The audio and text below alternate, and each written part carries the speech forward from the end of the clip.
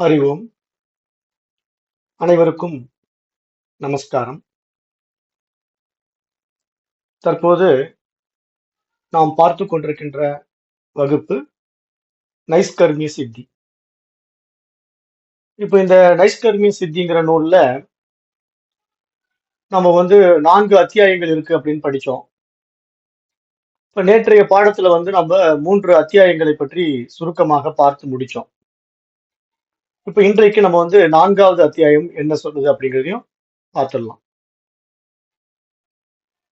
இப்ப இந்த 4வது அத்தியாயம் ஏற்கனவே அந்த 3 அத்தியாயங்களில் உள்ள விஷயங்களை எல்லாம் ஒட்டுமொத்தமா தொகுத்து அந்த புத்தகத்தினுடைய ஒரு முழுமையை அந்த 4வது அத்தியாயத்துல சொல்ல வர்றார். அப்படி சொல்ல வரும்போது இங்க என்ன சொல்றாருன்னா, எல்லா மனிதர்களுக்குமே ஒரே ஒரு குறிக்கோள் தான் இருக்குது. ஆனா அந்த குறிக்கோள்ல 2 அம்சங்கள் அடங்கி இருக்கின்றன அப்படின்னு சொல்றாரு. அதாவது பொதுவா நம்முடைய குறிக்கோள் எப்படி அப்படின்னா, ஆனந்தம், மகிழ்ச்சி, சந்தோஷம் இதுதான் நம்ம எல்லாருக்குமே முக்கிய குறிக்கோளா இருக்கு. ஏன்னா நம்ம எல்லாருமே அதைத்தான் தேடிக்கிட்டு போறோம். அப்ப நமக்கு அந்த ஆனந்தம், மகிழ்ச்சி எங்க இருக்கு, எதுல இருக்கு அப்படின்னு தான் தெரியல. ஆனா இந்த ஆனந்தம்ங்கிற ஒரு விஷயத்த நம்ம தேடி போகும்போது அந்த ஆனந்தம் மட்டும்தான் வருதான்னா கிடையாது. கூடவே நமக்கு துக்கமும் வந்துடுது. அப்ப ஒரு சுகம்னு ஒண்ணு இருந்தா அதுக்கு பின்னாடியே ஒரு துக்கம்ங்கிற ஒரு விஷயமும் கைகோத்துக்கிட்டு வந்துடுது. அப்ப இங்க 2 அம்சங்கள் கண்டிப்பா நம்முடைய வாழ்க்கையில அந்த குறிக்கோளை நோக்கி போகும்போது கலந்துதான் இருக்கும் அப்படிங்கிறத இங்க சுட்டி காட்டுறார். அதாவது சுகம், துக்கம் என்ற 2 அம்சங்களை பற்றி சொல்றார். இப்போ இந்த குறிக்கோள்ல நம்ம இயல்பாக ஒன்றை தேர்ந்தெடுப்பதோ அல்லது சிந்தித்து இப்படித்தான் நான் செய்ய போறேன்ற ஒரு முடிவு எடுப்பதோ முடியாது.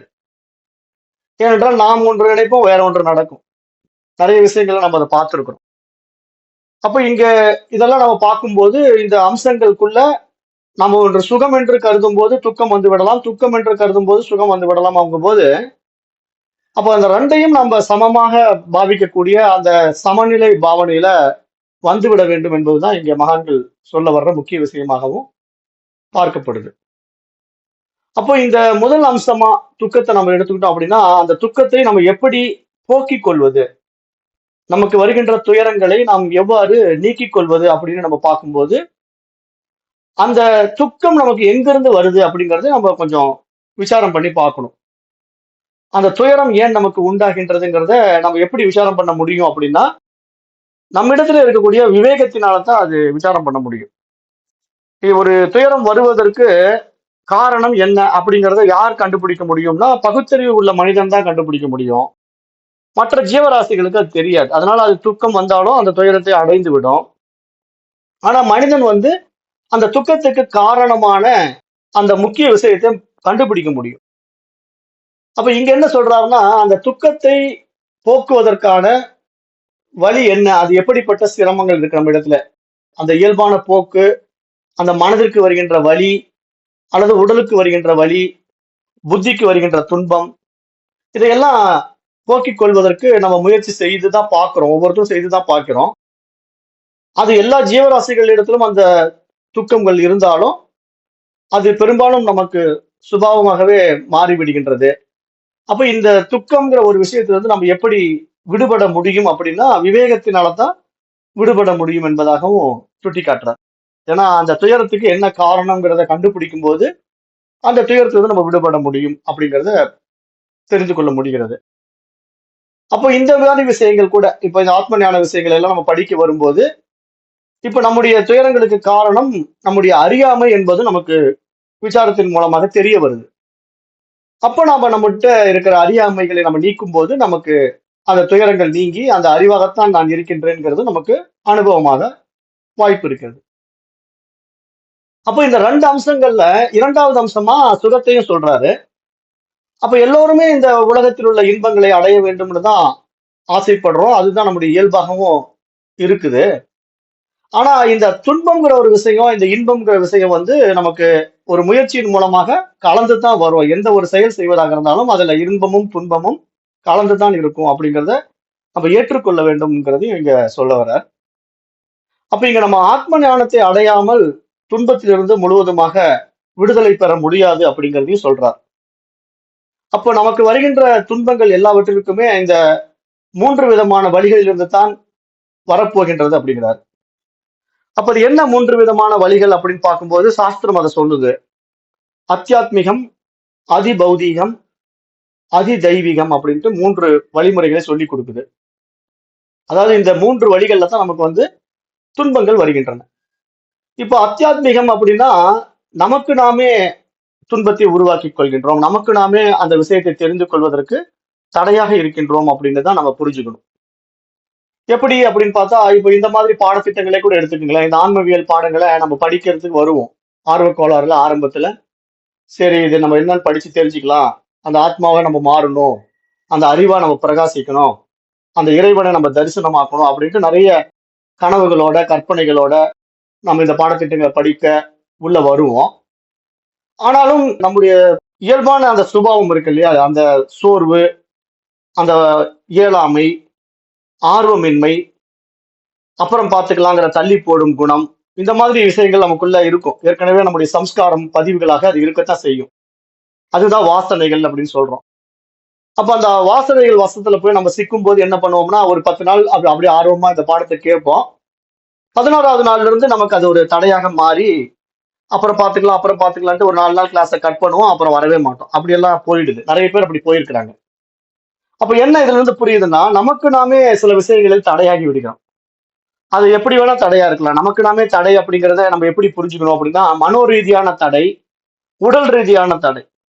இப்ப உடல்ல வந்து நோய் வந்துருச்சு. திடீர்னு நம்ம வண்டியில போய் விழுந்துட்டோம், அடிபட்டுட்டோம். அப்ப எப்படி வகுப்புக்கு வர முடியும்? அப்ப வர முடியாது. வகுப்புகளை கேட்க முடியுமான்னா கேட்கவும் முடியாது. அப்ப என்ன ஆகும்னா, அந்த பாடத்தை நம்ம தொடங்குனதோட சரி. 2 வகுப்பு வந்திருப்போம். அப்புறம் மற்ற வகுப்புகளுக்கு வரவே முடியாம, நம்மாலேயே அந்த வகுப்பு தொடர முடியாம நின்னு போகும். அப்ப அதனால எந்த ஒரு காரியத்தை தொடங்கும் போதும் அது தடை வராமல் இருக்க வேண்டும் என்றுதான் பிரார்த்தனை மந்திரமாக உபனிஷத்து கூட அதெல்லாம் பேசுது.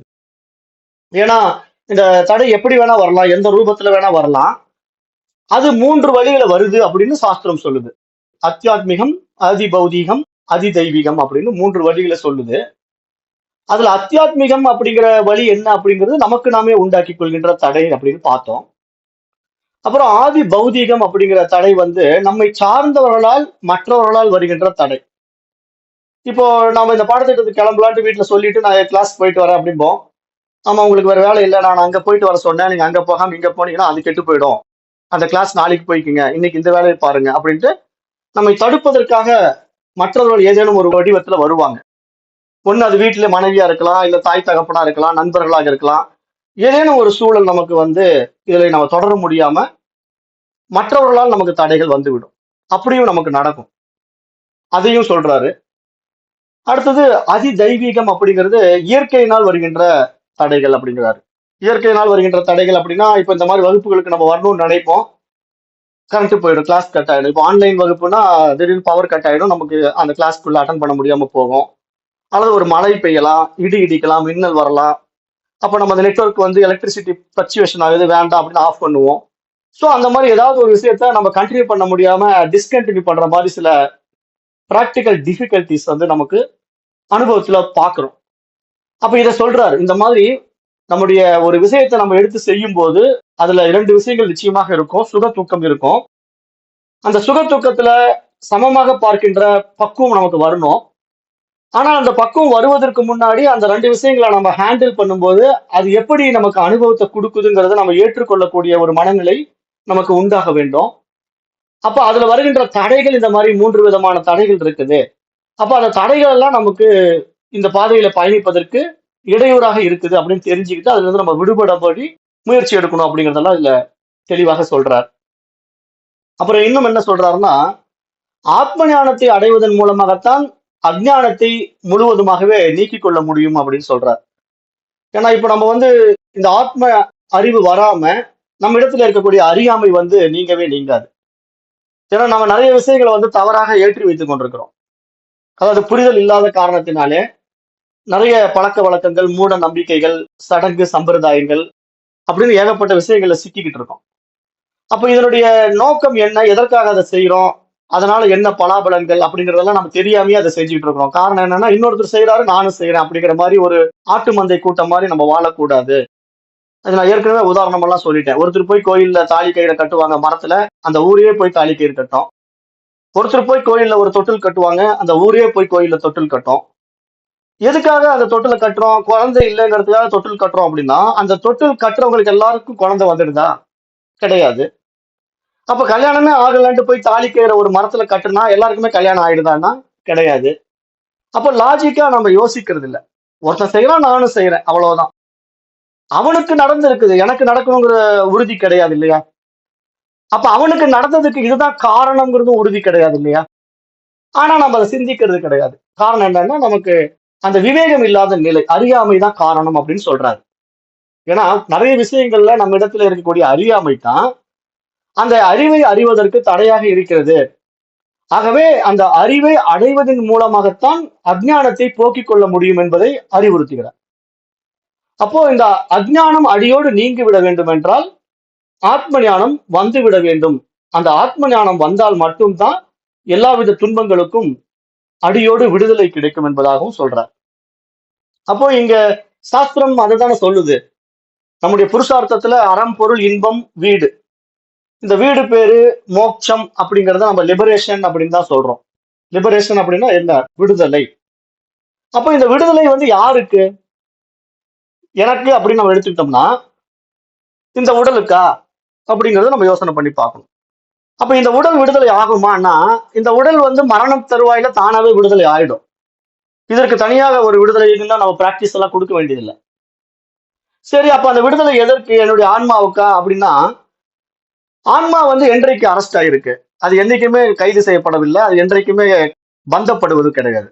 அப்ப அதுக்கும் விடுதலை தேவையில்லை. அப்ப இங்க நல்லா யோசனை பண்ணி பாருங்க. இப்ப நான் ஆன்மா அப்படின்னு எடுத்துக்கிட்டா ஆன்மாவுக்கு விடுதலை தேவையில்லை. நான் இந்த உடல் அப்படின்னு எடுத்துக்கிட்டா உடலுக்கும் விடுதலை தேவையில்லை. ஏன்னா அது மரண தருவாயில தானே விடுதலை ஆயிடும். அப்ப இங்க உண்மையிலேயே விடுதலை எதற்கு தேவைன்னா மனதிற்கு தான் தேவை. ஏன்னா மனதுதான் பந்தப்பட்டிருக்கு, மனதுதான் சிக்கிக்கிட்டு இருக்கு, மனதுதான் மாட்டிக்கிட்டு இருக்கு. அப்ப இங்க மனசு எதுல எல்லாம் சிக்கிக்கிட்டு இருக்குங்கிறத நீங்க எப்படி தெரிஞ்சுக்க முடியும் அப்படின்னா, உங்களுடைய மனதை நீங்க விசாரம் செய்யும் போது மட்டும்தான் உங்களுடைய அஜ்ஞானங்களோ, அறியாமைகளோ, சிக்கல்களோ உங்களுக்கே புரிய வரும். வேற எந்த வகையிலும் நீங்க வந்து விடுதலை ஆகிறதுக்கு வாய்ப்பே கிடையாது. இப்ப நான் வந்து விடுதலை பண்றேன்ட்டு மூச்சு பயிற்சி பண்ணிட்டு இருந்தா விடுதலை ஆயிடுமா மனசு? அல்லது நான் ஜபம் பண்ணிட்டு இருந்தா விடுதலை ஆயிடுமா? அல்லது நான் தினசரி கோயிலுக்கு போயிட்டு இருந்தா விடுதலை ஆயிடுமான்னா எப்படி ஆகும்? அது விடுதலைக்கும் அந்த கோயிலுக்கு போறதுக்கும் விடுதலைக்கும் மூச்சு பயிற்சி பண்றதுக்கும் என்ன சம்பந்தம் இருக்கு? அப்ப நம்ம இதெல்லாம் அடிப்படையா யோசிச்சு பார்க்கணும். நம்ம என்ன செய்யறோம், செய்யற செயல்னால என்ன பலாபலன்கள், அந்த பலாபலன்களால் நான் அடைய வேண்டிய இலக்கு என்ன? என்னுடைய இலக்கு இங்க என்ன? விடுதலை தானே, மோட்சம் தானே, வீடு பேரு தானே. அப்போ அந்த வீடு பேரு யாருக்குன்னு ஃபர்ஸ்ட் விசாரணை செய்யும் போது அது மனதுக்குன்னு தெரிய வந்துட்டா, அப்ப அந்த மனதிற்கான விடுதலை எப்போது கிடைக்கும் என்றால் அந்த மனதிற்கான புரிதல் வரும்போதுதான் கிடைக்கும். அந்த மனதிற்கான தகுதி வரும்போதுதான், அந்த புரிதல் வந்து அது தான் யாருன்னு தெரிந்து கொள்ளும் போதுதான் அது விடுதலை ஆகும். இல்லைன்னா அந்த மனசு என்ன பண்ணும்? அறியாமையிலேயே சிக்கிக்கொண்டு அல்லல் பட்டு கொண்டிருக்கின்ற மனமாகத்தான் இருக்கும். அப்ப நமக்கு ஏற்றி வைக்கப்பட்ட ஏராளமான எண்ணங்களில் சிக்கிக் கொண்டிருக்கின்ற நம்முடைய வாழ்க்கை அறியாமையிலேயே கழிந்து விட்டு அறியாமையிலேயே முடிந்துவிடும். அந்த மாதிரி ஆகிவிடக் கூடாது அப்படின்னு சொல்லி அந்த அறியாமையை நீக்கிக் கொள்வதற்கு அரிய வழி ஆத்ம ஞானம் ஒன்று மட்டும் தான் அப்படின்ட்டு தெளிவுபடுத்துறார். அப்ப அதற்கு அடுத்தது என்ன சொல்றாருன்னா, இந்த மாதிரி ஆத்ம ஞானத்தை அறிவதற்கான அரிதான பிறவி மனித பிறவி தான். ஏன்னா அதுக்கு மட்டும்தான் பகுத்தறிவு இருக்கு.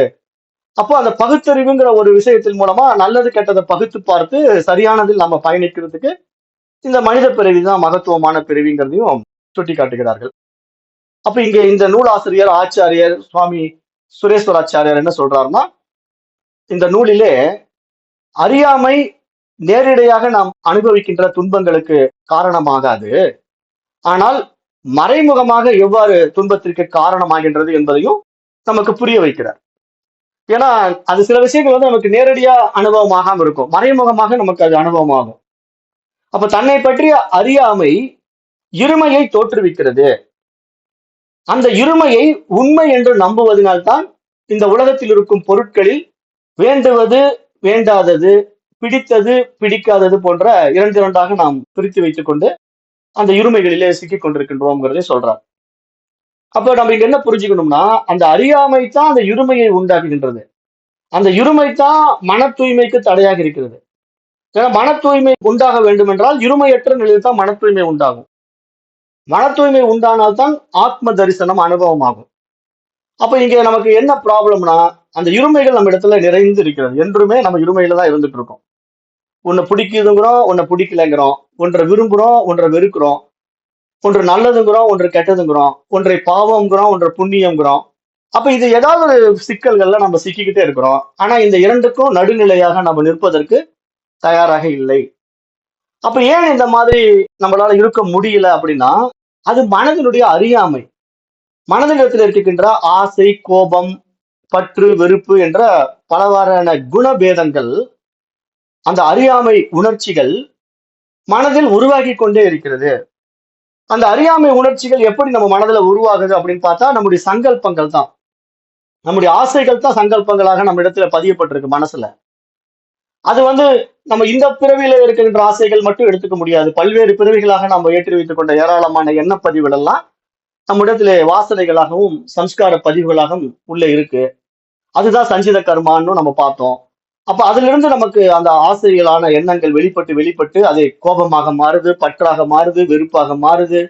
இந்த மாதிரி நமக்கு பல்வேறு உணர்ச்சிகள்ல நம்மளை உட்படுத்திக் கொண்டே இருக்கின்றது. அப்ப இதுல இருந்து நம்ம விழித்துக் கொள்ள வேண்டும். இந்த மாதிரி விஷயங்கள்ல இருந்து நம்ம விழித்துக் கொள்ள வேண்டும்னா, நமக்கு விவேகம் வந்தா மட்டும்தான் விழித்துக் கொள்ள முடியும். விவேகம் வராம நமக்கு நம்ம என்ன செய்யறோம்னே தெரியாது.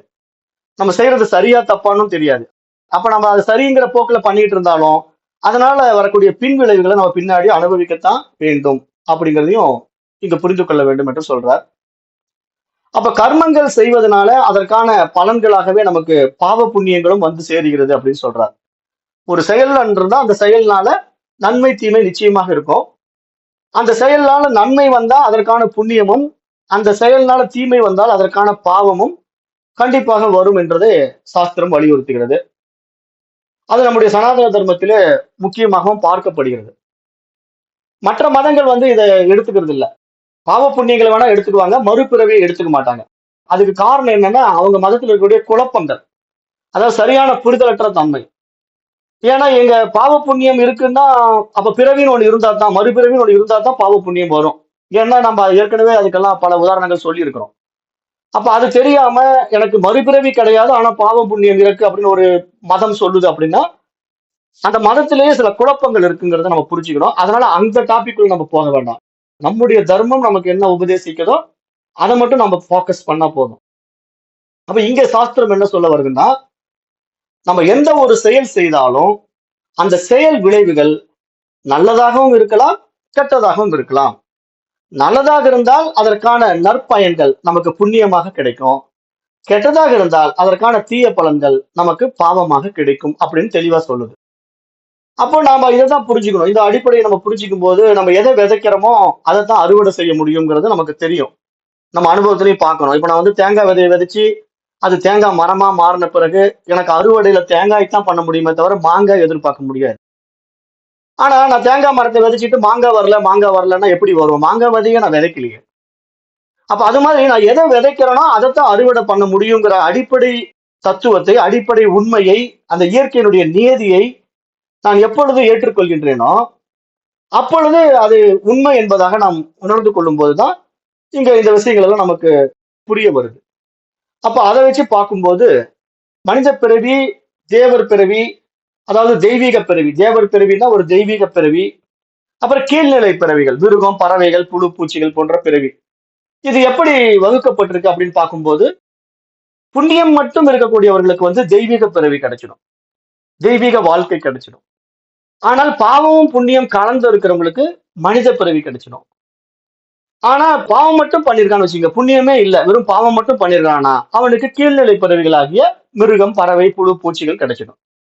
இப்படிதான் இந்த ஜீவராசிகள் எல்லாம் படைக்கப்பட்டிருக்கு. இந்த பிரபஞ்சத்துல இப்படிதான் நியதி இருக்கு. அப்போ இந்த நியதிக்குள்ள நம்ம வந்திருக்கிறோம் அப்படிங்கும் போது அந்த மனித பிறவியினுடைய மகத்துவம் என்னன்னா, பாவமும் புண்ணியம் கலந்து இருக்கிறதுனால நன்மை தீமைகளை பகுத்தறியக்கூடிய அந்த பகுத்தறிவு நம்ம இடத்துல பிரத்யேகமாக கொடுக்கப்பட்டிருக்கிறதுனால இந்த பிறவியை வைத்துக் கொண்டுதான் இந்த இரண்டையும் அனலைஸ் பண்ணி சரியான பாதையில நம்ம பயணம் பண்ணி நம்முடைய வாழ்க்கையினுடைய நோக்கத்தை நம்ம முழுமைப்படுத்திக் கொள்ளவும் முடியும்.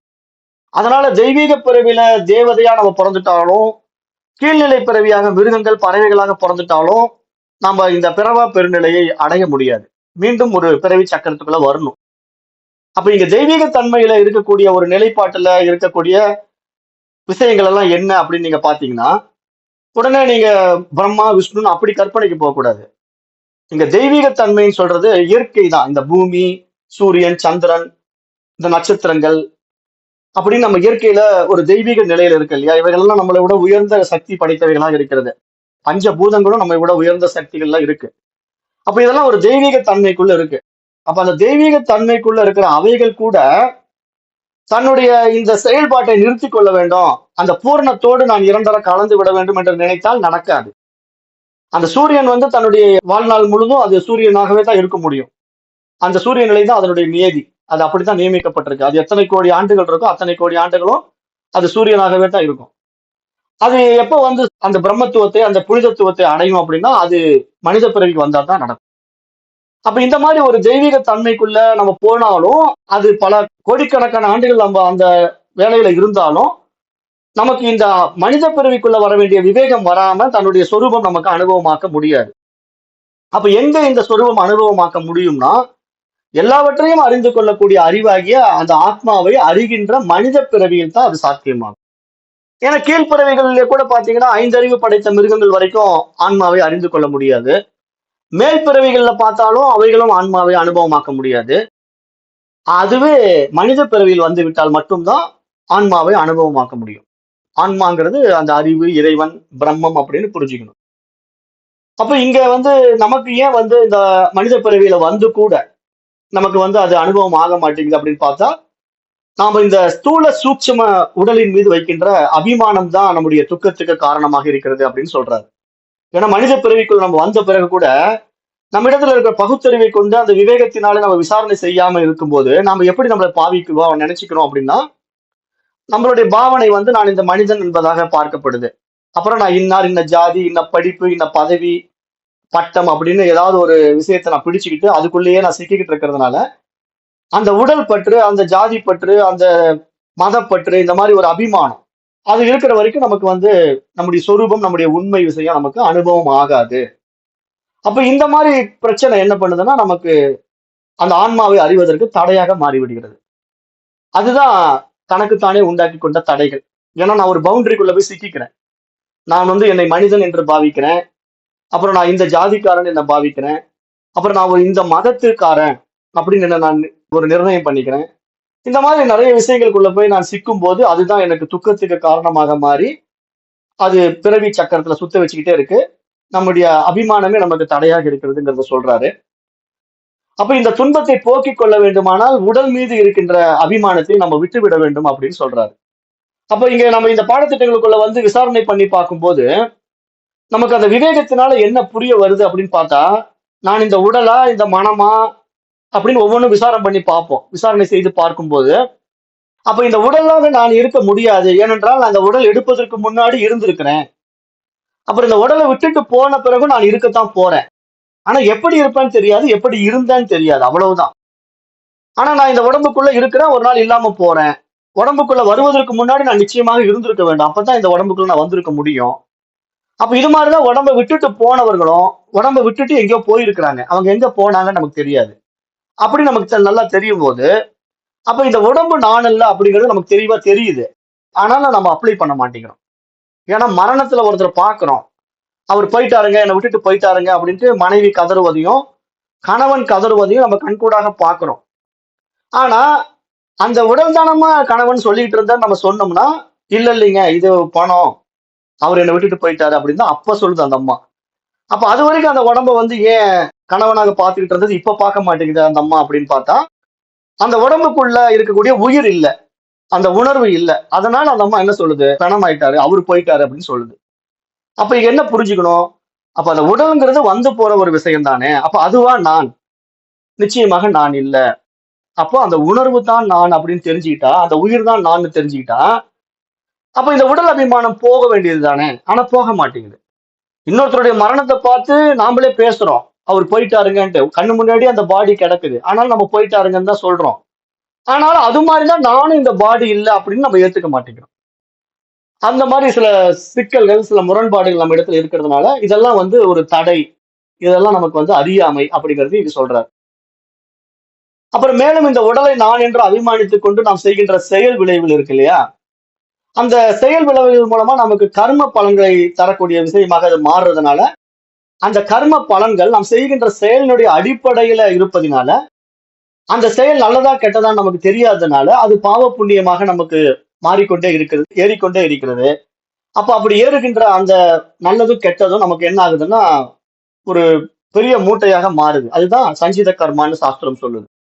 அப்ப அந்த சஞ்சித கர்மாங்கிறது பல்வேறு பிறவிகளாக நம்ம சேர்த்து வைத்துக் கொண்ட பாவ புண்ணிய பதிவுகள் இருக்கு இல்லையா, அந்த பதிவுகளை தான் நம்ம வந்து காரண தேகம் அப்படின்னு சொல்றோம். அந்த தேகம் தான் அழிய முடியாம இருக்கு, அழியாம இருக்கு. அப்ப இந்த தேகம் அழியாத வரைக்கும் நம்ம என்ன பண்ணுவோம், சூட்சும தேகமாகிய மனசுக்குள்ள வந்து ஆசா பாசங்களுக்கு ஏற்றவாறு ஒரு உடம்பு எடுத்துக்குவோம்.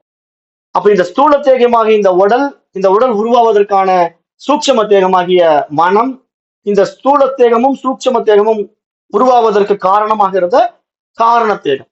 அப்ப இந்த மூன்று விஷயங்களுக்குள்ளதான் நாம ரொட்டீனா வந்து வந்து போயிட்டு இருக்கிறோம். அப்ப நம்ம இங்க உண்மையிலேயே இந்த மனித தேகத்துக்குள்ள வரக்கூடாது, இந்த மனம்ங்கிற ஒரு விஷயத்துக்குள்ள சிக்கக்கூடாது. ஏன்னா நான் இந்த மனமும் அல்ல, இந்த உடலும் அல்ல.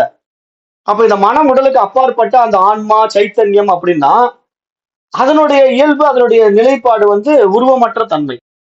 ஆனால் அது ஏன் மீண்டும் மீண்டும் உருவத்துக்குள்ள வருது, அந்த உருவம் எடுக்க வேண்டிய அவசியம் என்ன இருக்குன்னா, அந்த மனதில் இருக்கின்ற ஆசா பாசங்கள் பதிவுகளாக காரண தேகத்திலே சேகரிக்கப்பட்டிருக்கிறதுனால அது என்ன பண்ணுதுன்னா அந்த பர்டிகுலர் அந்த பதிவை எடுத்துக்கிட்டு திருப்பி ஒரு உடம்பு எடுத்து வர வேண்டிய கட்டாயத்துல இருக்கிறதுனால தான் உடம்பு வந்து பிறவி மாறி மாறி வந்துகிட்டே இருக்குது அப்படிங்கிறத மகான்கள் சொல்லி, அப்ப இந்த பிறப்பு இறப்பு சக்கரத்துல, இந்த சம்சார சாகரத்துல நம்ம சிக்கிக்கிட்டே இருக்கிறோம். இதுல இருந்து விடுபட முடியாம இருக்கிறோம். இந்த அறியாமை நமக்கு நீங்க வேண்டுமானால் ஆத்மாவை பற்றிய ஒரு அறிவு நமக்கு இடத்துல வர வேண்டும். அதற்கு பெயர் தான் ஆத்ம ஞானம் அப்படிங்கிறதையும் இங்க சுட்டி காட்டுறார். அப்ப அந்த ஆத்ம ஞானத்தை தவிர்த்து வேறு எதனாலும் நம்ம துன்பத்தை நீக்கிக் கொள்ள முடியாதுங்கிறதையும் வெளிப்படையாகவே சொல்லிடுறார். இந்த உண்மையை உணர்ந்து கொண்டவர்களுக்கான ஒரு நல்ல நூலாகத்தான் இந்த நைஷ்கர்மிய சித்தி எழுதப்பட்டிருக்குதுங்கிறதையும் சொல்றார். அப்புறம் மேலும் என்ன சொல்றாருன்னா, இந்த பிரம்மா முதல் எறும்பு வரை, இங்க மிக உயரிய தேவதை தன்மைய பிரம்மாவாகவும் மிக சிறிய ஜீவராசியாக ஒரு எறும்பையும் நம்ம எடுத்துக்கிட்டா கூட, இவைகள் எல்லாமே எதற்காக இங்க வந்து ஆசைப்படுது அப்படின்னா தன்னுடைய துன்பத்தை போக்கிக் கொள்ளத்தான் ஆசைப்படுதுங்கிறதையும் சொல்றார். ஏன்னா எதுவுமே தனக்கு துன்பம் இருக்கக்கூடாதுன்னு தான் ஒரு எறும்பும் நினைக்குது, அந்த மிகப்பெரிய நிலையில் இருக்கக்கூடிய பிரம்மாவும் நினைக்கிறார். யாருக்குமே துன்பம் வருவதை விரும்புவது கிடையாது. ஆனால் அந்த துன்பம் ஏன் வருகிறது அப்படின்னா அந்த அறியாமை தான் காரணம். அது தன்னை யார் என்று தெரிந்து கொள்ள முடியாத அந்த அறியாமை நிலை தான் துன்பத்துக்கு காரணமாக இருக்கு. அப்ப எந்த பிறவிகள் அந்த அறியாமையை நீக்கிக் கொள்ள முடியுங்கிறத நம்ம ஆராய்ச்சி பண்ணி பார்க்கும்போது அப் டு அனிமல்ஸ் வரைக்கும் முடியறது இல்லை. ஒரு எறும்புல தொடங்கி அப்படியே வந்து புழு பூச்சிகள் பறவைகள் மிருகங்கள்னு வந்தா கூட நம்மளால அந்த அஜ்ஞானத்தை நீக்கிக் கொள்ள முடிவதில்லை. காரணம் என்ன, அதற்கான அறிவு பரிமாணம் அவைகளில் வளரவே இல்லை. அது ஒரு அறிவு தாவரத்துல தொடங்கி 5 அறிவு மிருகங்கள் வரைக்கும் அந்த அறிவு பரிமாணம் போதுமானதாக இல்லை. அப்ப இங்க யாருக்கு இது சாத்தியமாகும் அப்படின்னு பார்க்கும்போது 6 அறிவு படைத்த மனிதன் தான் அந்த பகுத்தறிவுவாதியாக இருப்பதனால அவன் தன்னுடைய சொரூபத்தை உணரக்கூடிய அதற்கான விவேகத்தை அடைய வேண்டுமானால் அதற்கான பாடத்திட்டங்களை படிக்க வேண்டும். ஏனென்றால் இங்கு மனிதனுக்கு மட்டும்தான் கல்வி கொடுக்கப்பட்டிருக்கிறது. வேற யாரும் இந்த கல்வியை கற்றுக்கொள்ள முடியாது. ஒரு நாயோ ஒரு பூனையோ உட்காந்து பாடம் படிக்காது. ஆனா மனிதன் அதை படித்து விவேகத்தை அடைந்து தன்னை யார் என்று தெரிந்து கொள்வதற்காகத்தான் கல்வி கொடுக்கப்பட்டிருக்கு. அப்படித்தான் இந்த கல்வியினுடைய நோக்கமும் இருந்தது. இப்ப கல்வி வந்து பணத்துக்காக வந்துருச்சு. ஆனா அன்றைய கல்வி வந்து ஒவ்வொரு மனிதனும் தன்னை அறிந்து தன்னிலையில் நிற்பதற்கான கல்வியாக இருந்தது. அந்த அடிப்படையில இந்த சாஸ்திர கல்வி நமக்கு அதைத்தான் சொல்லி கொடுக்குது. அப்ப அந்த கல்வியை நாம அறிந்து கொள்ளும் போது நம்ம இடத்துல என்ன உண்டாகுதுன்னா இந்த அகங்காரம் அமகாரம் வந்து நீங்கி விடுகிறது. அந்த அறிவை அறிந்து கொள்ளும் போது இங்க என் செயலாவது ஒன்றும் இல்லை, நான் வந்து ஏற்றி வைக்கப்பட்ட ஏராளமான எண்ணங்கள்ல சிக்கிக்கொண்டு இந்த மாதிரி சின்ன பின்னம் ஆகி கொண்டிருக்கிறேன். அது வந்து இந்த தேகத்தோடு நான் வைத்திருக்கின்ற சம்பந்தத்தினால நான் இதெல்லாம் செஞ்சு கொண்டிருக்கிறேன்.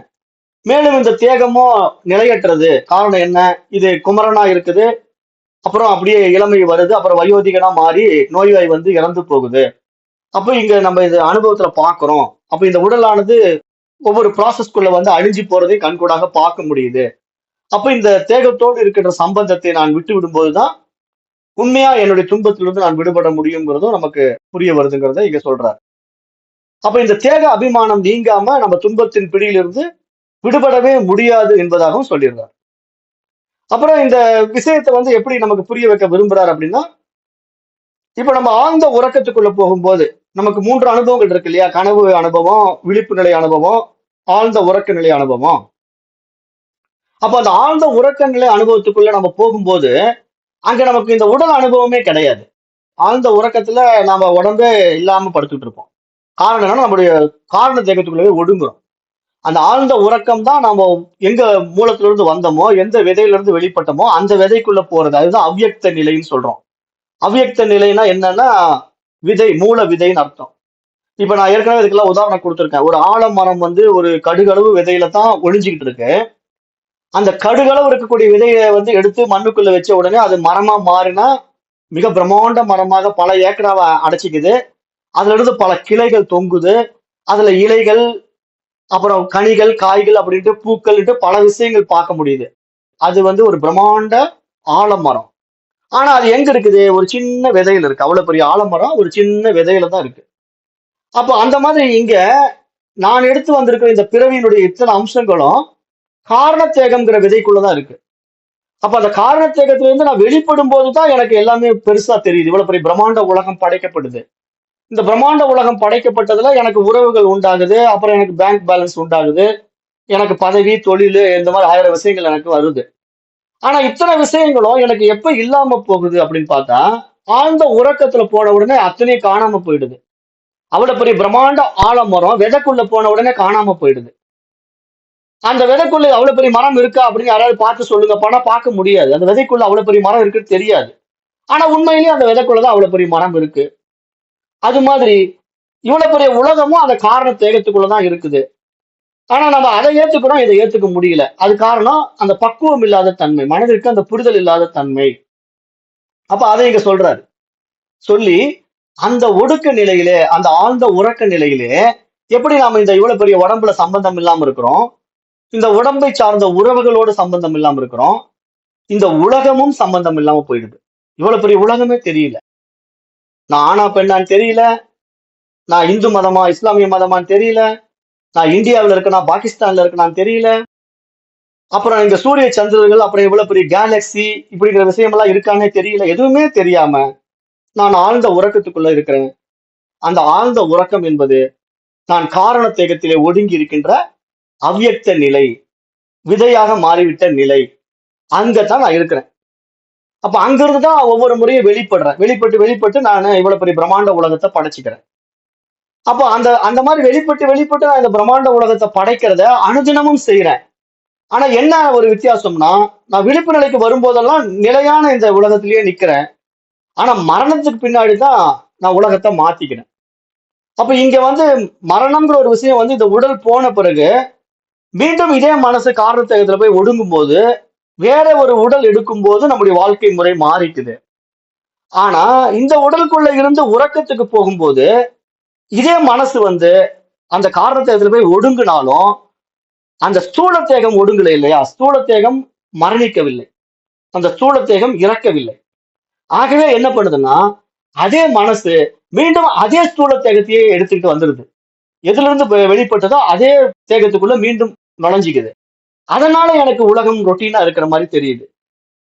அப்ப ஏன் வந்து இப்ப இந்த ரொட்டீன் உலகமா இருக்கக்கூடிய இந்த மனசு அந்த மரணத்துக்கு பின்னாடி ஏன் வேற உலகத்துக்கு போகுது அல்லது வேற ஒரு உடலுக்கு போகுதுன்னா, இந்த உடல் டேமேஜ் ஆயிடுச்சு. நான் வயசு 95 ஆகி இந்த உடல் எல்லாம் சிதைஞ்சு போச்சு, உள்ள இருக்கிற உறுப்புகள் எல்லாம் கெட்டு போச்சு, அதனால மரணம் வந்துருச்சு இந்த உடம்புக்கு.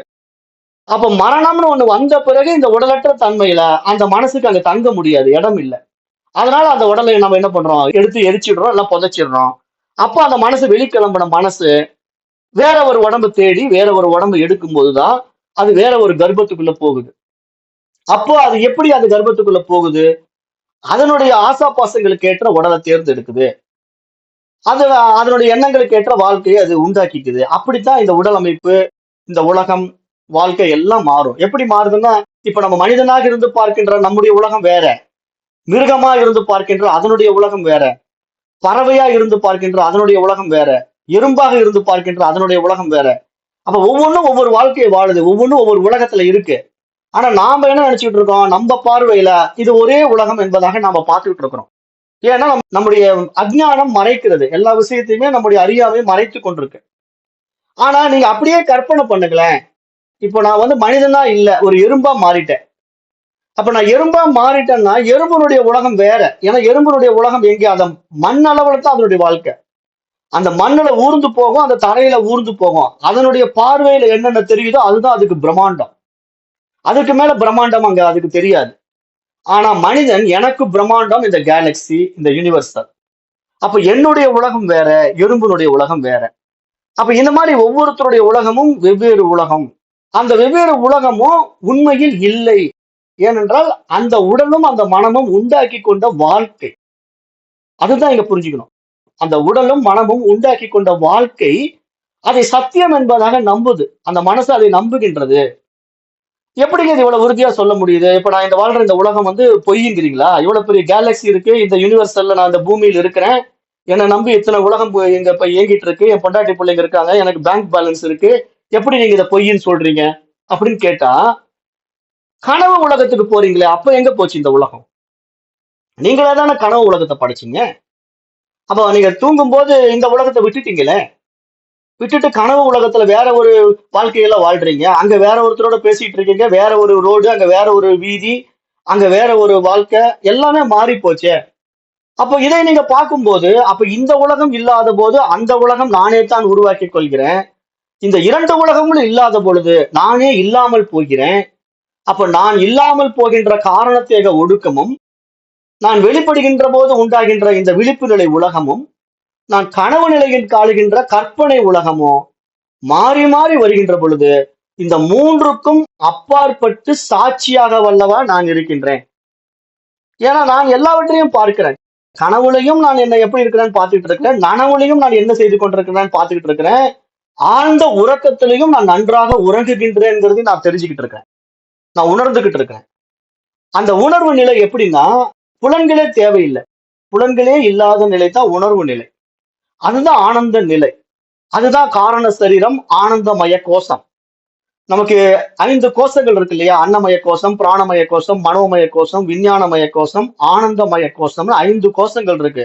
இந்த 5 கோஷங்கள் தான் என்னை மறைத்துக் கொண்டிருக்கின்றன. ஏனென்றால் இந்த அன்னமய கோஷமாகிய உடலை நான் என்று பாவிப்பதினால் என்னுடைய உண்மை சுரூபம் எனக்கு தெரியவில்லை. மனோமய கோஷமாகிய மனதை நான் என்று பாவிப்பதனால் என்னுடைய உண்மை சுரூபத்தை மறந்துவிட்டேன், தெரியாம இருக்கிறேன்.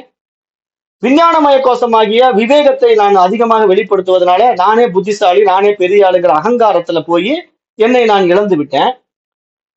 பிராணமய கோஷமாகிய மூச்சுக்குள்ள போயும் என்னுடைய உண்மை ஸ்வரூபத்தை என்னால உணர முடியல. அப்ப மனோமய கோஷம், பிராணமய கோஷம், அன்னமய கோஷம், விஞ்ஞானமய கோஷம்ங்கிற இந்த 4 என்னால என்ன தெரிஞ்சுக்க முடியல. சரி, ஆனந்தமய கோஷத்துல ஆழ்ந்த உறக்கத்திலேயாவது என்ன நான் தெரிஞ்சுக்க முடியுதா? அந்த காரண சரீரத்திலேயாவது என்ன நான் பார்க்க முடியுமான்னா, அங்கே என்ன நான் தெரிஞ்சுக்க முடியல. ஏன்னா அங்க நான் போய் ஒடுங்கிட்டேன், விதையா மாறிட்டேன். நான் எந்த மூலத்துல இருந்து வந்தனோ அந்த மூலத்திலேயே போய் ஒடுங்கிட்டேன். அப்ப இந்த மாதிரி நான் வெளியே வந்தா எனக்கு ஒரு விழிப்பு நிலை உலகம் உண்டாகுது. அந்த விழிப்பு நிலை உலகத்துல ஒரு கனவு நிலை உலகத்தை நான் படைக்கிறேன், மீண்டும் காரண தேகத்துல போய் ஒடுங்குறேன். அப்ப இந்த சுழற்சி எப்போது எனக்கு விடுபடும் அப்படின்னா, இந்த 3 உடல்களுக்கும் அப்பாற்பட்ட அந்த தூய அறிவு, அந்த சைத்தன்யம் என்பது எனக்கு அனுபவமாகும் போதுதான் இந்த 3 உலகமும் நமக்கு விடுபடும். அப்பதான் இந்த உடல் பற்று நமக்கு நீங்கும். அப்ப மனம் அங்க சமநிலை பாவனைக்கு வந்துடும். இந்த உடல் இருக்கிற வரைக்கும் அது இந்த உண்மை இல்லைங்கிறத உணர்ந்து விட்டதுன்னா, இங்க எதை போய் பிடிக்கிறேன், எதை வேண்டாம்னு வெறுக்கிறேன், ஒண்ணும் இல்லைங்க. விருப்ப வெறுப்பை காட்டுறதுக்கு ஒண்ணுமே இல்லை. அப்ப இந்த புரிதல், இந்த மனதின் தெளிவு எப்படி நமக்கு வரும் அப்படின்னா, அந்த மனதிற்கான அந்த தெளிவை கொடுக்கும் போதுதான், தன்னை யார் என்று அந்த மனதிற்கு காட்டி கொடுக்கும் போது மட்டும்தான் அது தன்னை அறிந்து தன்னுடைய சொரூபத்துக்கு அனுபவமாகும். அதை விடுத்து நீங்க மற்ற கோஷங்கள்ல சிக்கிக்கிட்டு நீங்க என்ன பண்ணிட்டு இருந்தாலும் அந்த மனதிற்கு அந்த புரிதல் வரவே வராது, அந்த தெளிவு வரவே வராது. அப்ப அது என்ன பண்ணுதுன்னா, மீண்டும் மீண்டும் அந்த பிறப்பு இறப்பு சம்சார சக்கரத்துல சுத்திக்கிட்டே தான் இருக்கும். அப்ப இதுல இருந்து நம்ம வெளியே வருவதற்கான ஒரே வழி, தன்னை அறிந்து தன்மயமாதல் மட்டும்தான். அதற்கு பெயர் தான் ஆத்ம ஞானம் அப்படிங்கறத சொல்றாங்க.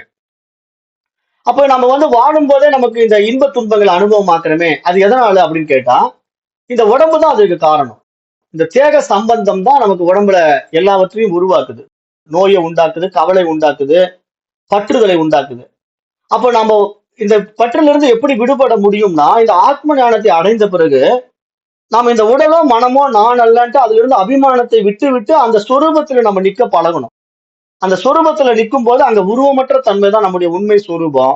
அப்ப நம்ம அந்த உருவத்துக்கு முக்கியத்துவம் கொடுக்க வேண்டிய அவசியம் இல்லாத நிலை வந்தால்தான் உங்களுக்கு உடல் நோய் தெரியாது, மனநோய் தெரியாது. ஆனா எப்ப நீங்க இந்த உடலும் மனசு நான்கு அபிமானம் வைத்துக் கொண்டிருக்கின்றீர்களோ, அது வரைக்கும் உங்க உடல் இருக்கிற தேக சம்பந்தத்தினால அந்த உடல்ல இருக்கக்கூடிய வலிகளும் உங்களுக்கு தெரிஞ்சுக்கிட்டே இருக்கும். மனதில் இருக்கின்ற வலிகளும் உங்களுக்கு தெரிந்து கொண்டே இருக்கும். இந்த 2 வலிகளிலிருந்து நீங்க விடுபட முடியாது. காரணம் என்ன? அது பற்று. அந்த உடல் அபிமானம், மன அபிமானம் நம்மை மாட்ட வைத்து விட்டது. தன்னுடைய சொரூபத்தை தெரிந்து கொள்ள முடியாம அதுல சிக்கிக் கொண்டிருக்கு. அப்ப எப்படிங்க இவ்வளவு உறுதியா சொல்ல முடியுது? நான் இந்த தேக அபிமானத்தை இழந்தா எனக்கு அந்த வலி தெரியாதுங்கிறது நீங்க எப்படி கேரண்டியா சொல்றீங்க அப்படின்னு கேட்டீங்கன்னா, இப்போ ஒரு விபத்துல அடிபட்டு கை முறிஞ்சு அந்த கை வலி தாங்காம துடிச்சுக்கிட்டு இருக்கிறான். அவன் தூக்கத்துக்கு போகும்போது பாருங்க அவனுக்கு வலியே தெரியாது. அவனை தூங்க வைக்கிறதுக்காக தான் அவனுக்கு ஸ்லீப்பிங் டோசேஜே கொடுப்பாங்க. தூங்குனா அவன் வலி தெரியாம தூங்கட்டும் அப்படின்னு ஒரு வலி தெரியாம அந்த தூங்குவதற்கு தான் அந்த மாத்திரையே கொடுக்கப்படுது. அவ்வளவு தூரம் போக வேண்டாம். இப்ப கால்ல புண்ணு ஆயிடுது. அந்த எரிச்சல் இருந்துகிட்டே இருக்கு நம்ம எழுந்துட்டு இருக்கிற வரைக்கும். தூங்கும்போது பாருங்க அந்த கால் புண்ணுல எரிச்சல் தெரியாது. ஏன்னா அந்த உடல் பற்று இழந்துடுறோம். தூங்கும்போது உடல் பற்று போயிடுது. அப்ப மனப்பற்றும் அப்படிதான். மனதில் இருக்கக்கூடிய பதிவுகள் என்ன பண்ணுதுன்னா, கண்ட சிந்தனைகளை பண்ணி, எண்ணங்களை பெருக்கி, ஏராளமான கற்பனைகள்ல வாழ்ந்துகிட்டே இருக்கு இந்த மனசு. அதுல இருந்து விடுபட மாட்டேங்குது. அப்ப அந்த மனநோயாளிக்கு கூட மருந்து என்ன தெரியுமா? உறக்கம் தான் மருந்து. ஒருத்தன் மனநோயாளியா மாறிட்டான். அவன் கண்டதை பேசிக்கிட்டு இருக்கான், கண்டபடி உளறிட்டு இருக்கான். அவனுக்கு ட்ரீட்மெண்ட் கூப்பிட்டு போனவொடனே டாக்டர் என்ன பண்ணுவாருன்னா, ஸ்லீப்பிங் டோஸ் தான் கொடுப்பாரு. இவனை படுக்க வைங்க, தூங்கட்டும் அப்படின்ட்டு படுக்க வச்சிருவாங்க. அப்ப தூங்கிட்டே இருக்க வேண்டியது அவன். தூங்கிட்டே இருந்தா தான் அவன் அந்த ட்ரீட்மெண்ட் இருந்தா அதான் சக்சஸ் ஆனா ஆகும், இல்லைன்னா அப்படியே பைத்தியக்காரனா சுத்த வேண்டியதுதான். அப்ப என்ன இங்க காரணம்னா, இந்த மனமும் உடலும் தான் ஏற்றி வைத்துக் கொண்ட எண்ணங்களுடைய பதிவுகளுக்கு ஏற்றவாறு ஏராளமான விசை சுகங்களில சிக்கி சின்னாபின்னமாகி அதை உண்மை என்பதாக நம்பிக்கொண்டு அதன் மூலமாக நன்மை தீமைகளை உருவாக்கி அதை பாவ புண்ணியங்களாக மாற்றிக்கொண்டு பல்வேறு பிறவிகளிலே பிறப்பு இறப்பு என்ற சக்கரத்திலே சிக்கி சின்னாபின்னமாகி கொண்டிருக்கிறதுங்கிறத மகான்கள் வந்து பல வழிகளில் நமக்கு எடுத்து புரிய வைக்க முயற்சி செய்யறாங்க. அப்ப அதற்கு தான் இந்த பாவ புண்ணியங்கள் முற்பிறவி, அது ஏன் இப்படி நீங்க அனுபவம் ஆக்குறீங்க, ஏன் இந்த பதிவு உங்களுக்கு வெளிப்பட்டது, ஏன் திடீர்னு இந்த எண்ணம் உங்களுக்கு ஏற்பட்டது அப்படின்றதுக்கெல்லாம் அவங்க பிறவியை வச்சு சொல்றாங்க. முற்பிறவி சம்ஸ்கார பதிவு இந்த பிறவியில வருது, அதனால அது வெளிப்படுது, அதனை தடுக்க முடியாது. ஆனா அதை தடுக்காம அதை ஆக்டிவேட் பண்ணி அதனால பாதிக்கப்படாம நான் இருக்கணும் அப்படின்னா எனக்கு ஆத்ம ஞானம் தான் கை கொடுக்கும். இப்போ வந்து நான் இந்த பாதையில பயணிக்கிறேன், நல்லவனா வாழணும், நன்னெறிகளை கடைபிடிக்கணும், இந்த மாதிரி ஆன்ம ஞானத்தை அடைந்து நான் பிறவா பெருநிலை அடையணும் அப்படின்ட்டு எல்லாம் நான் இதுல பயணம் பண்ணும்போது திடீர்னு என் மனசுக்கு இருந்து ஒரு கெட்ட எண்ணம் வெளிப்படுது. அப்ப அந்த கெட்ட எண்ணம் வெளிப்பட்ட உடனே நான் சராசரி மனிதனாக இருந்தா என்ன பண்ணுவேன்? அந்த கெட்ட எண்ணத்தை ஆக்டிவேட் பண்ணி அதற்கான செயல் விளைவுகளை அனுபவிப்பேன். ஆனா இந்த ஆத்ம ஞான விஷயத்துக்குள்ள வந்து இந்த புரிதல் வந்த பிறகு மனசுக்கெல்லாம் புரிஞ்சு போச்சு. இதெல்லாம் வந்து ஒரு விளையாட்டு, மாயா, இங்க வந்து எல்லாம் தோன்றி மறையுது, நான் இந்த உடல் அல்ல, நான் இந்த மனம் அல்லன்னு அத்தனை விஷயங்களும் மனசுக்கு புரிய வச்ச பிறகு இப்ப அந்த மனசு தெளிவா இருக்கும்போது ஒரு கெட்ட எண்ணம் அதுல இருந்து வந்த உடனே அதே மனசு என்ன பண்ணும்? தன்னுடைய புத்தி சக்தியினால இந்த எண்ணத்தை நான் ஆக்டிவேட் பண்றதுனால எனக்கு பாதிப்பு வரும். ஏன்னா நான் இந்த உடலே கிடையாது, நான் இந்த மனசே கிடையாது, ஆகவே இதை நான் செய்ய வேண்டாம் என்று அப்பயே அந்த எண்ணத்தை எரிச்சிடும். அந்த எண்ணத்தினுடைய விதையை அப்பயே எரித்து விடும். அப்ப அந்த விதையானது மரமாகவோ செடியாகவோ மாறுவதற்கான வாய்ப்பு அங்கு கிடையவே கிடையாது. அப்ப இந்த மாதிரி நம்முடைய எண்ண பதிவுகளை வந்து நம்ம எப்போ வந்து அழிக்க முடியும் அப்படின்னா, நாம் அடைந்த விவேகத்தினால் தான் அழிக்க முடியும். மனதிற்கான அந்த விவேகம் இல்லான்னா அந்த எண்ண பதிவுகள் எல்லாம் நம்ம செயலாக மாற்றி மாற்றி அந்த செயல் விளைவுகளுக்கான பலாபலன்களை அனுபவித்து அனுபவித்து பல்வேறு பிறவி சக்கரத்துல சுத்திக்கிட்டே தான் இருப்போம். அதுல இருந்து நம்ம விடுபடவே மாட்டோம் என்று அந்த மிகப்பெரிய கர்ம ரகசியத்தை சொல்றதுதான் இந்த நைஷ்கர்மிய சித்தி. இந்த நைஷ்கர்மிய சித்திங்கிற நூலே நமக்கு மிகப்பெரிய ஒரு கர்ம ரகசியத்தை சொல்ல போகுது. நீ கர்மாவனால எதையுமே அடைய முடியாதுங்கிறத வெளிப்படையா சொல்ல போகுது. அப்ப நான் செய்யற செயலெல்லாம் என்ன அப்படின்னா மனதினுடைய சேஷ்டை. மனசு தன்னுடைய பதிவுகளை வெளியே கொண்டு வந்து ஒன்னொன்னு அனுபவமாக்க பாக்குது, ஒவ்வொன்றையும் ஆசைப்பட்டு செய்யுது. ஆனால் அதனால அது என்ன அடைஞ்சதுன்னா என்றைக்குமே அது சந்தோஷத்தை அடைஞ்சதே கிடையாது. அது சந்தோஷம் இருக்கிற மாதிரி தெரியும், அந்த சந்தோஷத்தினாலேயே பின்னாடி துக்கத்தை அடையும். துக்கமும் சுகமும் அது மாறி மாறி அனுபவம் ஆக்கி கொண்டிருக்கிறது தான் உண்மை என்பதாக ஓடிக்கொண்டே இருக்கும். அது மரண தருவாயில் கூட ஏதேனும் ஒன்றை பிடித்து கொண்டுதான் அந்த உடம்பு விடும். அப்ப இங்க ஒரு சந்தோஷத்தை பிடிச்சுக்கிட்டு நான் உடம்பு விடுறேன்னு சொல்லுமானா, அப்பதான் மரண வேதனையில அந்த துயரத்தின் மூலமா தான் மனசை விடும். அப்புறம் நிறைய விஷயங்களை பண்ணாம போறோமே, செய்யாம போறோமே, பேரனுக்கு அப்படி பண்ணலான் இருந்தேன், என் மகனுக்கு இப்படி செய்யலான் இருந்தேன், இதெல்லாம் முடிக்காமயே போறேன்னு சொல்லிட்டு உடம்ப விட்டுச்சுன்னா, அந்த ஆசைகள் என்ன பண்ணும், அடுத்த பிறவிக்கு வித்திட்டுடும். அந்த விதைகள் எல்லாம் என்ன பண்ணும், ஆகாமிய கர்மாவா மாறி அது மீண்டும் சஞ்சித கர்மால போய் சேர்ந்து அடுத்த பிறவிக்கு அது வித்திட்டுடும். வித்துன்னா விதையாக மாறி விடுகிறது. அந்த விதையின் மூலமா திருப்பி ஒரு மரம் உண்டாகும். அப்ப ஒரே ஒரு விதையத்தான் நான் வச்சேன் பூமியில, ஆனா அது பிரம்மாண்ட ஆலமரமா மாறி பல்வேறு கிளைகளுடன் கூடிய இலைகளாக, பூக்களாக, காய்களாக, கனிகளாக விரியும் போது அதுல இருந்து பல்லாயிரக்கணக்கான விதைகள் வெளிப்பட்டு விட்டன. ஒரே ஒரு விதையான ஆலமரம் பிரம்மாண்ட மரமாக மாறிய உடனே அதில் பல்வேறு விதைகள் விருட்சமாக மாறும்போது வந்தது போல, இங்கு மனதில் முதல் முதல் உண்டான நான் என்ற ஒரு எண்ணம் இது மாதிரி இந்த பிரம்மாண்ட யூனிவர்சலையே உண்டாக்கி விட்டது அப்படின்னு சாஸ்திரம் சொல்லுது. இந்த பிரம்மாண்ட யூனிவர்சல், கேலக்சிஸ், சோலார், மூன் அப்படின்னு நம்ம நிறைய விஷயங்களை படிக்கிறோம் இல்லையா? இந்த பிரபஞ்சத்துல என்னென்ன இருக்குதோ ஏ டு இசட் எடுத்துக்குங்க, அத்தனையும் நம் மீது ஏற்றி வைக்கப்பட்டிருக்கு. அந்த விதையின் மூலமாக வெளிப்பட்டது. நான் ஒரு விதை, நான்ங்கிற ஒரு அகங்கார விதையை வெளிக்கொண்டு வந்த பிறகு உலகமே என்னிடத்துல உண்டாகி விட்டது. சில விஷயங்களும் எனக்கு எப்படி தோன்றுச்சுன்னா ஒரே விதையிலிருந்து வெளிப்பட்டதுதான் அந்த நான்ங்கிற ஒரு எண்ணம், ஒரே ஒரு தாட். அப்ப இங்கதான் சாஸ்திரம் சொல்லுது, அந்த நான் வந்து எந்த நான் அப்படின்னு நீ கண்டுபிடி. நீ இந்த உடலை வச்சுக்கிட்டு நான் சொன்னா, இந்த மனசை வச்சுக்கிட்டு நான் சொன்னா இவ்வளவு பெரிய பிரம்மாண்ட உலகம் தெரியும். ஆனா உண்மை நான் தெரிஞ்சா இந்த உலகம் மறைஞ்சு போகும். இதுதான் விஷயம். நான் யார் அப்படின்னு விசாரணைக்குள்ள வரும்போது அந்த நான் எந்த நான், இந்த உடலாகிய நானா, இந்த மனமாகிய நானா அப்படின்னு நம்ம விசாரணை பண்ணி இந்த உடல் நான் மனம் நான் என்ற அபிமானம் உண்டாகிவிட்டால் இந்த உலகம் நமக்கு காட்சியாகும். அந்த உண்மை நான் என்னை ஆன்மாவாக அறியும் போது இந்த உலகம் இல்லாமல் போகும். ஏன்னா இங்க நான் மட்டும்தான் இருக்கிறேன், இந்த உலகம்ங்கிறது ஒண்ணு கிடையாது, என் மீது ஏற்றி வைக்கப்பட்டிருக்கிறது. ஒரு விதையிலிருந்து 1000 விதைகள் உண்டாவது போல ஒரு எண்ணத்திலிருந்து இந்த உலகமே உண்டாகி இருக்கிறதுங்கிறது தான் இங்க சாஸ்திரம் சொல்ல வர்ற மிகப்பெரிய சாரம். ஆனா இந்த விஷயத்தை வந்து சயின்டிபிக்கலா நம்ம ப்ரூவ் பண்ண முடியுமா, அல்லது வேற விதமான மனோரீதியா நம்ம இதை புரிய வைக்க முடியுமான்னா யாராலும் புரிந்து கொள்ள முடியாது. காரணம் என்னன்னா சயின்டிபிக்கல் ரிசர்ச்க்கு வந்து சொல்யூஷன் கிடையாது. அது இன்னைக்கு ஒண்ணு சொல்லும், நாளைக்கு ஒண்ணு சொல்லும். மனோரீதியான ஒரு ரிசர்ச்சுக்கும் சொல்யூஷன் கிடையாது. ஏன்னா இன்றைக்கு மனசு ஒண்ணு நினைக்கும், நாளைக்கு ஒரு மனசு நினைக்கும்.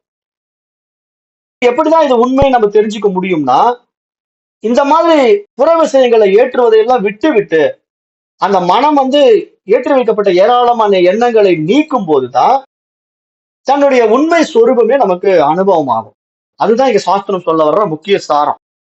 அதாவது அறியாமைகள் நீங்கும் போது நீ அந்த அறிவாக இருக்கின்றாய், நீ அந்த அறியாமையை ஏற்றிக்கொள்ளும் போது நீ அந்த அறிவில் இருந்து விடுபட்டு விடுகின்றாய் அப்படின்னு தான் சொல்லுது. அப்ப அதுக்குதான் நான் உதாரணம் சொல்றேன்.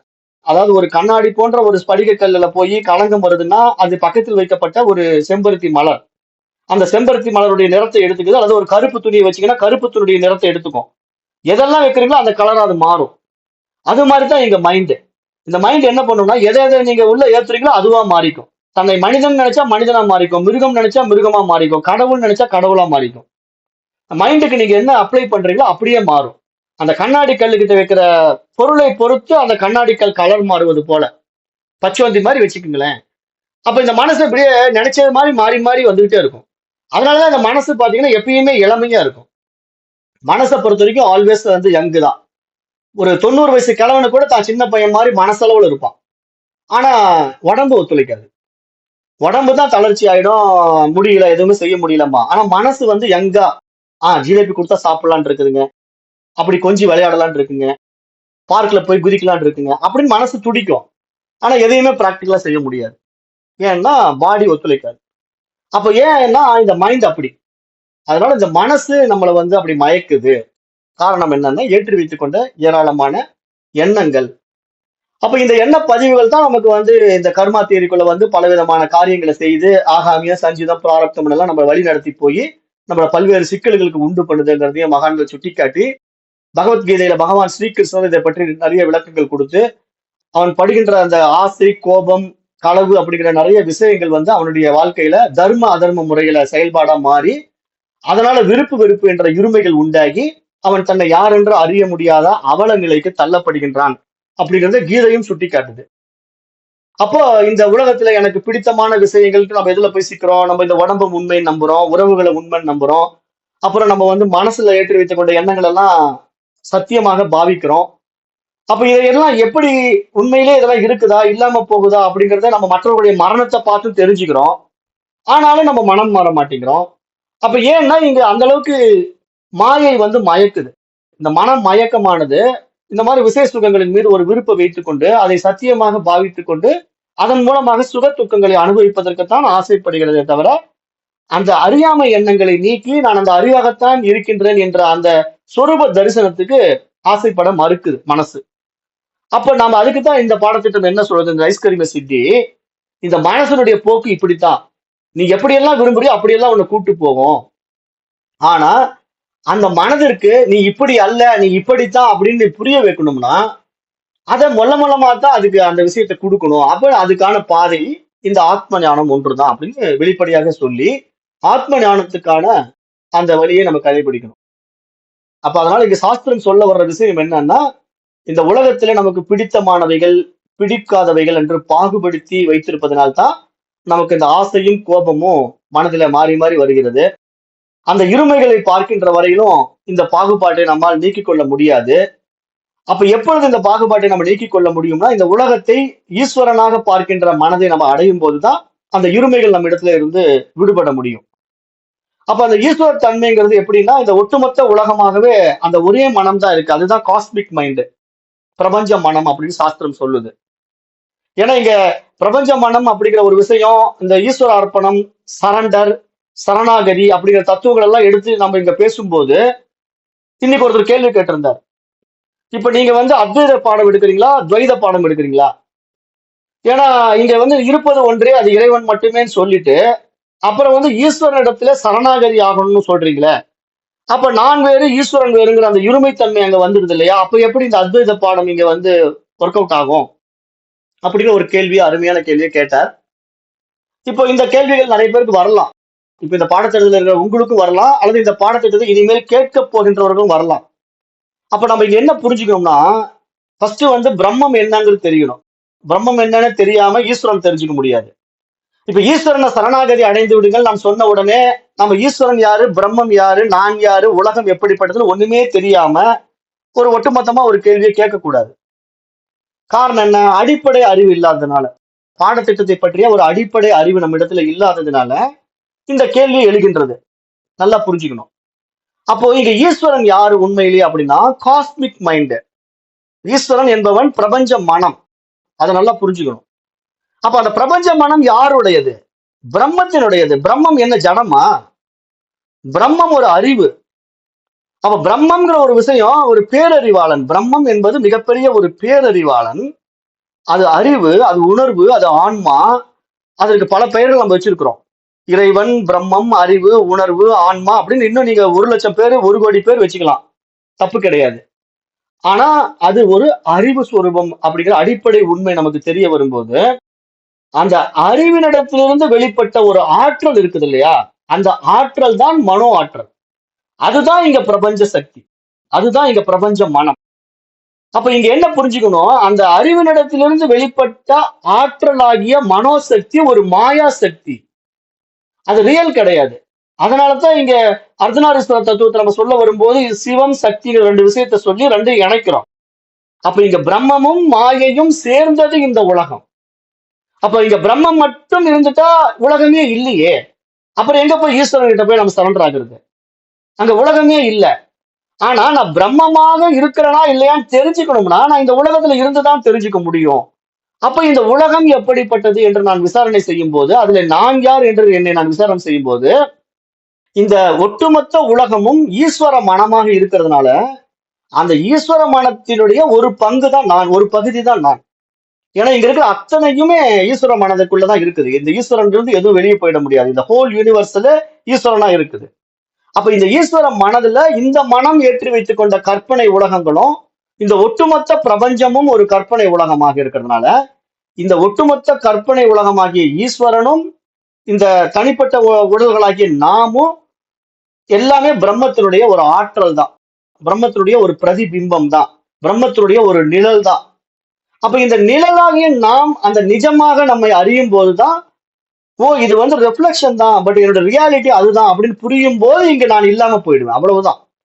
அதுக்குதான் இந்த சாஸ்திரம் என்ன ஓமானம் கொடுத்தது. ஒரு கடல்ல இருந்து உண்டாகக்கூடிய நீர் குமிழிகள் அந்த நீர்க்குமிழி வடிவத்துக்குள்ள வந்த பிறகு தன்னை தனித்துவப்படுத்திக்கிட்டது. நான் ஒரு ரவுண்டா இருக்கிறேன், அவன் குண்டா இருக்கிறான், அவன் நீளமா இருக்கிறாங்கிற மாதிரி சொல்லுது. அலையா வரும்போது அதை தனியா கடல் அலைங்குது, அப்புறம் கடல்ல இருக்கிற நீர் குமிழிங்குது.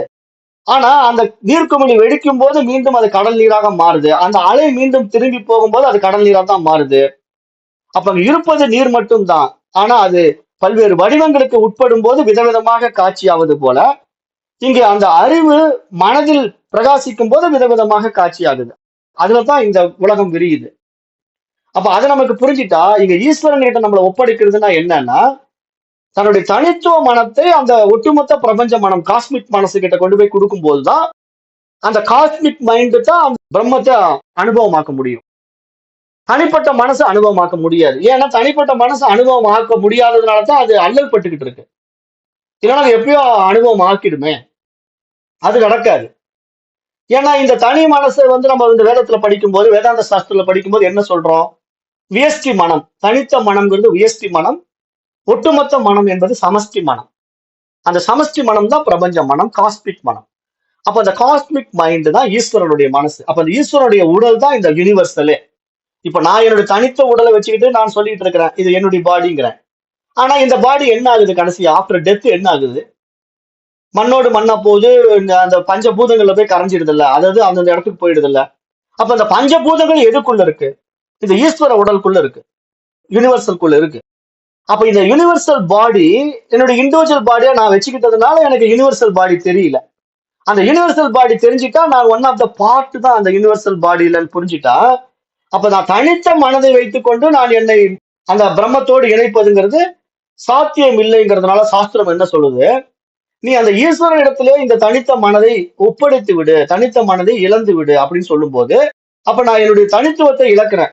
நான் இந்த ஜாதிக்காரன், இந்த ஆளு இப்படி படிச்சிருக்கிறாங்க எல்லாத்தையும் நான் விடும்போது, அந்த ஈஸ்வர மனதுக்குள்ள நான் போகும்போது இந்த ஒட்டுமொத்த உலகமும் எனக்குள்ள வந்துடும். ஏன்னா நானே அதுவா இருக்கேன், அதுவே நானா இருக்கேன். அந்த நிலையில நான் என்ன பார்க்கிறேன், என்னோட ரியாலிட்டி எனக்கு தெரியும். அதுதான் நானே அப்படி புரிஞ்சு கொள்ள முடியும். அதாவது பிரம்மமே தன்னை கண்ணாடியில் பார்த்து தன்னை அனுபவமாக்கும் போது கண்ணாடியில் இருக்கின்ற அந்த உருவம் மாயத் தோற்றம் என்பதை அனுபவமாக்குவது போல, நான் என்னையே அனுபவமாக்கும் போது இந்த உலகம் இல்லாம போயிடும். நான் மட்டும்தான் இருக்கிறேன். ஆனா நான் என்னை தெரியாததுனால என்னுடைய பிரம்ம பாட்டு நான் விட்டுடுறேன். பிரம்மத்தை விட்டு கண்ணாடியில் இருக்கிற உருவத்தை உண்மை என்று நம்புவது போல இந்த உலகத்தை நான் உண்மை என்று நம்பிக்கொண்டிருக்கிறேன். இந்த இடத்துலதான் நான் சிக்கிக்கிட்டு இருக்கிறேன். இங்கதான் நமக்கு அந்த லிபரேஷன் வரணும், இந்த விடுதலை வரணும். அப்ப இதை புரிஞ்சுக்கிட்டா நம்ம வந்த வேலை முடிஞ்சுது. அப்ப இந்த புரிதல் நமக்கு வர வேண்டும்ன்றதுதான் இங்க இந்த வேதம் சொல்ல வர்ற விஷயம், இந்த சாஸ்திரம் சொல்ல வர்ற விஷயம், அதனுடைய சாரமாக இந்த நைஷ்கர்மிய சித்தி சொல்ல வர்ற விஷயம். இதனுடைய தொடர்ச்சியை நம்ம நாளைக்கு பார்க்கலாம். இப்ப இன்றைக்கு நேரம் கருதி இந்த வகுப்பை நிறைவு செய்கிறேன். நன்றி. ஓம் தத் சத்.